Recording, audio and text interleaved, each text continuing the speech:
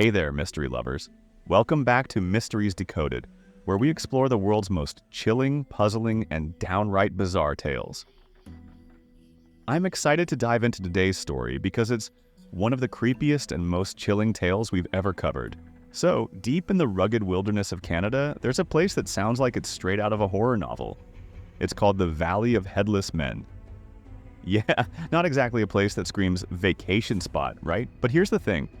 This place isn't some made-up campfire story. It's real. And it's one of Canada's creepiest mysteries. So, buckle up. Because today, we're diving into a tale full of disappearances, gruesome discoveries, and legends that'll give you chills. Now let's rewind to the early 1900s. Back then, gold prospectors filled with dreams of riches and maybe a little too much courage started venturing into this wilderness. Some were never seen again. And before you brush it off, thinking they just got lost, let's get to the real twist. Some of these folks were actually found without their heads. Yeah, no head. Imagine that for a second. In 1908, two gold-seeking brothers, Frank and Willie McLeod, decided to try their luck in the valley, hunting for gold, and they vanished. Years went by with no word from them, until their headless skeletons were discovered by the river. This gruesome discovery rocked the whole region. It was enough to start rumors that something sinister was lurking in those lands, something not too happy about visitors. And that wasn't the only case. In 1917, another prospector, Martin Jorgensen, followed his dream into the valley. He set up a cabin there, probably thinking he'd found his fortune. But not too long after, Martin went missing too. When people finally found him, he was lying by the burned remains of his cabin, headless. By now, the valley's reputation was cemented. People began to believe that something or someone was protecting this land, and it wasn't taking kindly to strangers. Look, I love a good camping trip as much as the next person, but if a place has a nickname like Valley of Headless Men, you won't find me there even with a promise of gold. I mean, keep the treasure. I'll keep my head, thanks. What makes it even stranger is that indigenous communities had steered clear of this area long before the gold prospectors arrived. According to the Diné people, the valley was already home to mysterious creatures and dark spirits. Some of their legends talk about fierce Naha warriors who would ambush anyone that dared enter their territory. Could these warriors, or perhaps even the spirits of the valley, be behind the tragic fates of those who ventured in? Or was it something else entirely? What do you think? Is it a curse, territorial spirits, or maybe even a ruthless trapper protecting hidden treasure? Let us know what you think in the comments. And if these mysteries are giving you chills like they do me, don't forget to hit that subscribe button. Welcome to Mysteries Decoded. The plot thickens even more when you start hearing the tales that locals share about this place.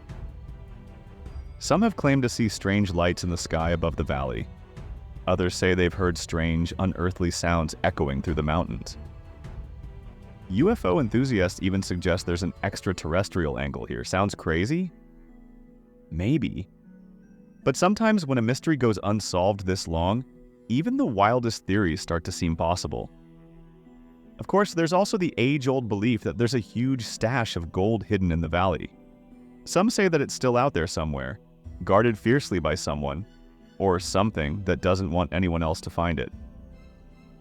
Even with today's technology, parts of Nahanni National Park remain unexplored, like the wilderness itself is hiding its own secrets. Now, here's a chilling stat for you.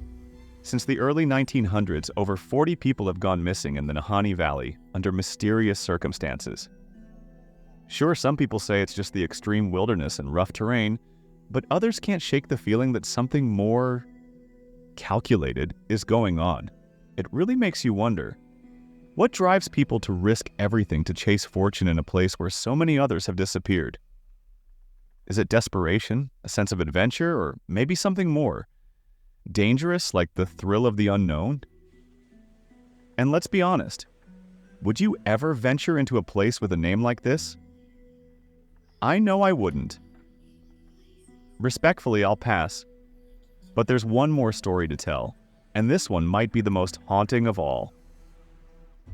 In the 1940s, a man named Ernest Savard heard all the warnings. Locals told him, "Don't go there, people don't come back." But Savard wasn't fazed. Maybe he was too brave, or maybe just reckless. So he ventured into the valley on his own.